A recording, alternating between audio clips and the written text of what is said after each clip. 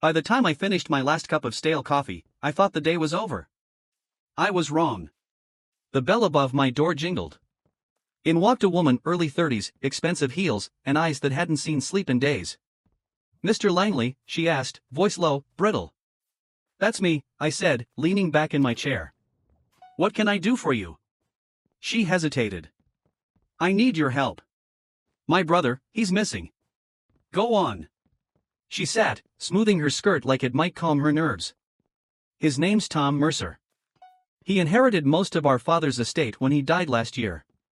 Mercer Properties, maybe you've heard of it? Biggest name in real estate this side of the coast." "Yeah, I've heard of it." She nodded faintly.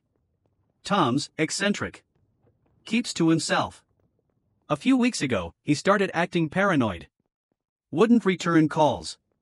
Then, 2 days ago, he vanished." I took a slow sip of what remained in my mug. "And you think something happened to him?"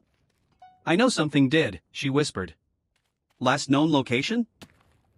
"Our family mansion. He rarely leaves it."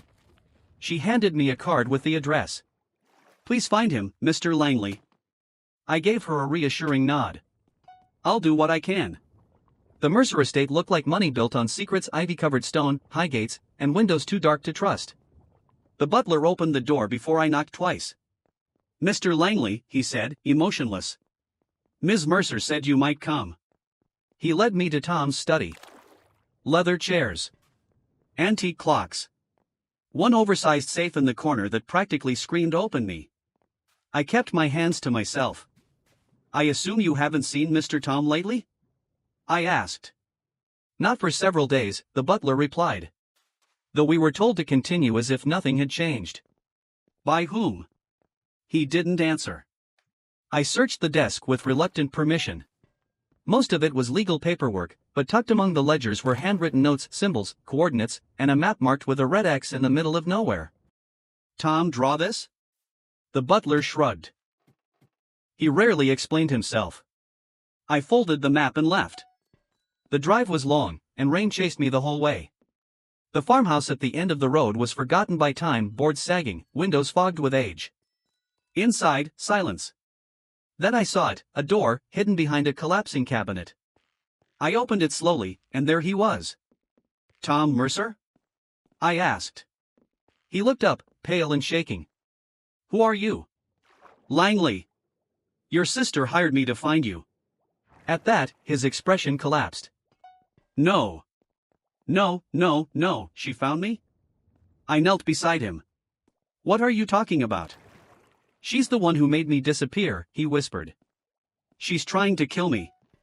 Your sister said you'd vanished." "You're saying she planned this?" Tom nodded, frantic. "She wants the inheritance.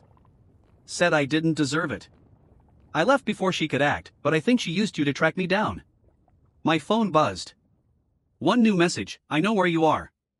You won't make it out alive." I showed Tom. "She's on her way." He stood, barely. "We have to go. Now." We made it to the police station just ahead of the storm. Detective Green, a no-nonsense veteran, met us at the door. "You saying Jane Mercer tried to have her brother killed?" he asked, arms folded. "Not tried, planned. Used me to locate him," I said. Tom nodded, still trembling. "She framed me to look unstable, like I ran off. But I was hiding. I had no idea she'd go this far." Green's jaw tightened. "All right. We'll investigate." The case unraveled fast. Paper trails, call logs, bank movements. Jane had staged everything. She'd coached the staff, planted false evidence, and orchestrated Tom's fall from inside the mansion. She wasn't counting on one thing, Tom still being alive. And me bringing him back. They arrested her 2 days later. She didn't deny it. Just smiled, like she had an ace left to play. The next evening, Tom came to my office. He looked better, cleaner, calmer, but the edge of fear hadn't left his eyes. "You saved my life," he said quietly. "I can't thank you enough." I nodded, leaning back in my chair. "I suppose it's all behind you now." He exhaled. "Finally." I watched him for a moment. Tell me, Tom, did you ever wonder why I took this case? He blinked. Because Jane hired you? I smiled faintly. That was the bait. He tilted his head. What do you mean? I stood and walked to the window. She wasn't the only one who wanted you found. I did too. Because I needed to know where you were. Silence. I don't follow, he said slowly. I turned back. You're not the only heir to the Mercer fortune. I'm your cousin, Tom. Our fathers were brothers. But your dad cut mine out of the business years ago. His face drained. That's not possible. Oh, it's very possible, I said, stepping forward. Jane thought she was the mastermind. I let her believe that.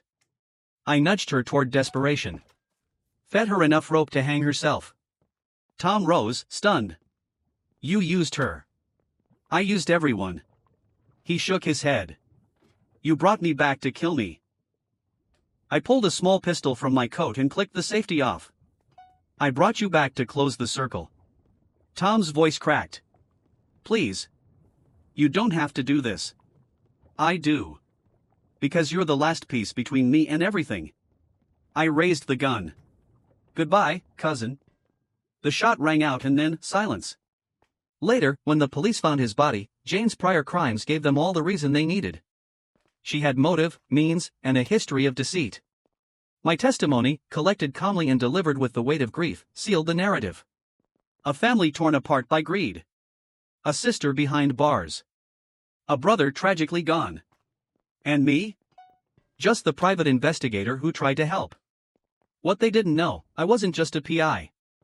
I was the heir. And the game had always been mine to win.